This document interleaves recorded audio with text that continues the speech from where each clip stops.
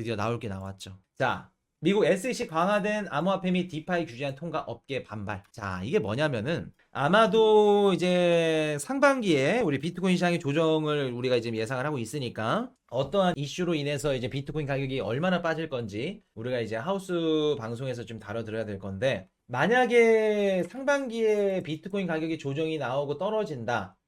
그러면 한 가지 우리가 좀 예상해 볼 수 있는 부분이 뭐냐면 미국 정부의 규제안이 있습니다. 지금 미국 의회에서 계류 중인 그 규제안이 뭐가 있냐면, 일단 첫 번째 스테이블 코인. 지금 테더가 한 해 몇십억 막 수십억 달러를 벌어들이고 있죠.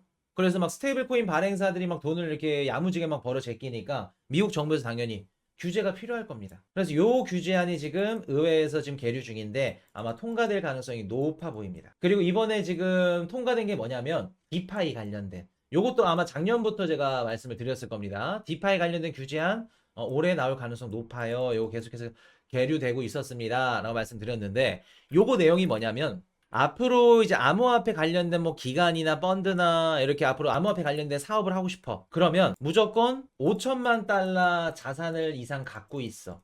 그래서 A라는 기관이 우리 암호화폐 뭐 디파이 서비스 하고 싶어요. 디파이 관련된 뭐 암호화폐 플랫폼 하고 싶어요. 그러면 기존에는 뭐 SEC한테 뭐 라이센스를 등록하던 허가받을 필요 없습니다.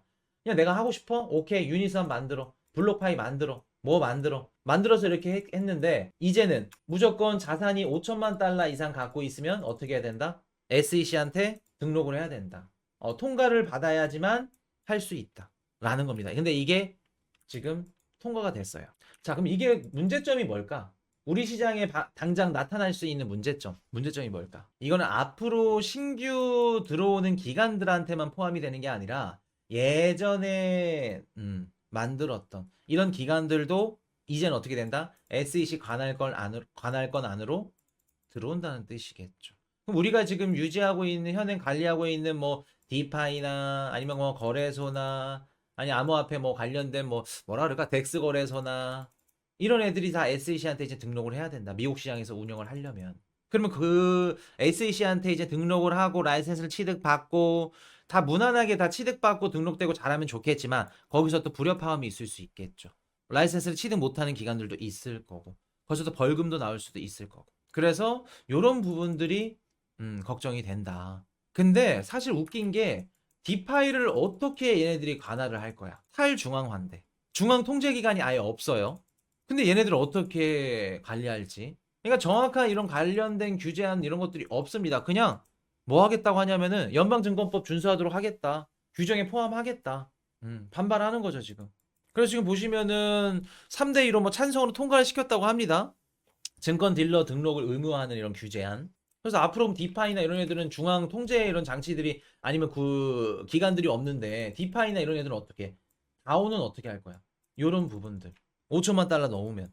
그래서 이런 부분들이 앞으로 우리 코인 시장의 디파이나, 우리가 디파이를 안 하시는 분들이 잘 몰라서 그러는데, 디파이부터 시작해서 스테이킹 예금 시장까지 건들게 된다고 하면은 레이어 1, 레이어 2 잠겨 있는 예치되어 있는 코인들 시장에 밖으로 나온다?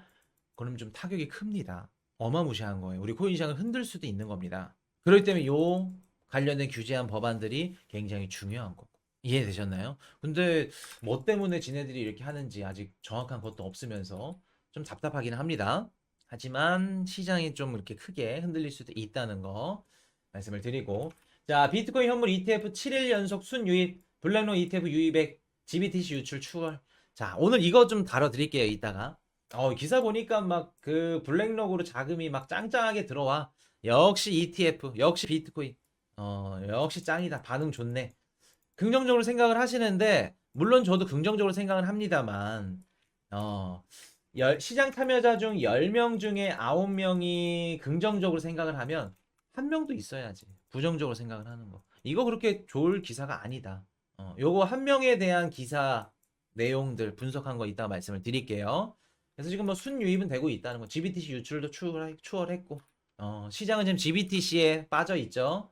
자, GBTC ETF 전환 후 15만 개, 14만 7천 개, 15만 개 가까이 날라갔다는 겁니다. 유출이 된 게 블랙록으로 들어가고 다른 현물 ETF로 들어가면 좋겠지만 이탈한 것도 있다는 거. 그건 우리가 보셔야 됩니다. 자, 비트코인 채굴자 잔고 2021년도 6월달 이후 최저. 출시 후 매도 급증. 지금 비트코인 갖고 있으면 다 던진다는 겁니다. 채굴자들은. 던져서 채굴기 사야 되고, 왜냐면 4월부터 채굴 양이 반으로 줄어. 그럼 좀 더 좋은 성량의 채굴기를 사야 되고, 그리고 그 직원들 월급도 줘야 되고, 전기세, 인건비도 줘야 되고, 갖고 있어도 비트코인 다 던져야겠죠. 자금으로 바꿔야 된다는 겁니다. 자, 그 와중에 마이크로 스트래티지 비트코인 미실현 수익 22억 달러 돌파. 얘네들은 돈을 벌 수밖에 없는 구조예요. 자, 마이크로 스트래티지 1월 달에 850개의 비트코인을 추가 구매했다.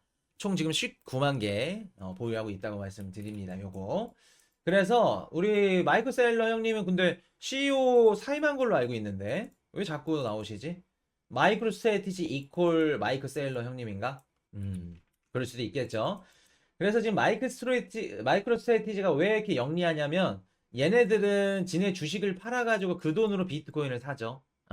예를 들어서 비트코인 19만 개를 갖고 자금을 땡겨 대출을 받아. 그럼 예를 들어서 뭐 한 100억 달러라고 쳐볼게요. 예를 들어서 100억 달러를 받을 수 있는데 19만 비트코인을 갖고 있는 마이크로 스트래티지의 주가를 담보로, 주식을 담보로 자금을 조달받으면 200억을 받을 수 있죠. 이 차이입니다. 그래서 얘네들이 상장해서 비트코인을 계속해서 모으는 이유. 왜냐하면 비트코인 19만 개에 대해서는 가격이 정해져 있어.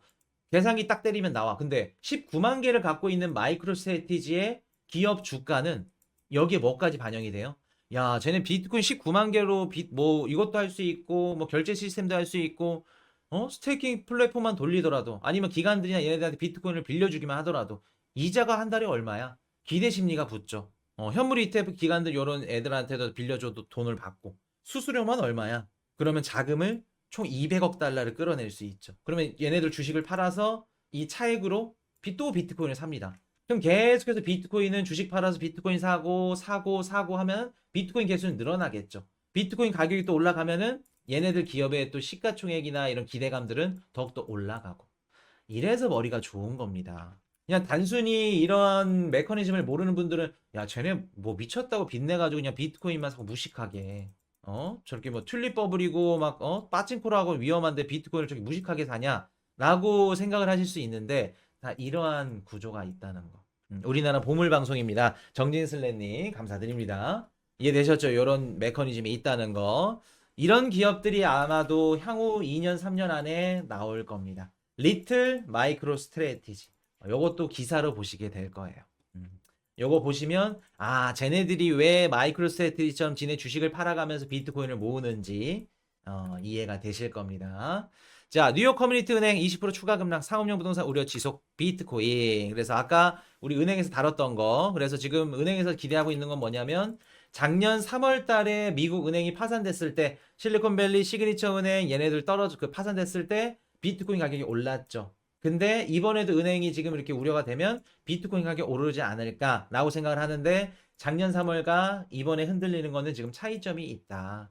그렇기 때문에 작년 3월처럼 무조건 비트코인 가격이 올라간다라고 생각하는 건 맞지 않다. 라는 말씀 드립니다. 자, 비트코인 8년 만에 나타난 희귀 매수 신호, 은행 위기와 결합 가격 폭등. 방금 다뤄드렸던 거죠. 작년 3월 달에 은행 위기 때 비트코인 올라갔으니까 이번에도 올라간다? 그걸 맞지 않는다는 거. 그럼 뭐 희귀 매수세가 뭐 있다고 합니다. 그래서 뭐 이런 긍정적인 기사 보면은 올라가면 좋지. 그렇게 생각하시면 될 것 같아요. Hey, I got a confession. Been losing all momentum. Just because it's easy, but that don't make it better. I wanna dig my hands deep down in the dirt. Take a walk along the street if I'm feeling dessert. All of this convenience just doesn't work for me. I wanna play with fire, let me get hurt.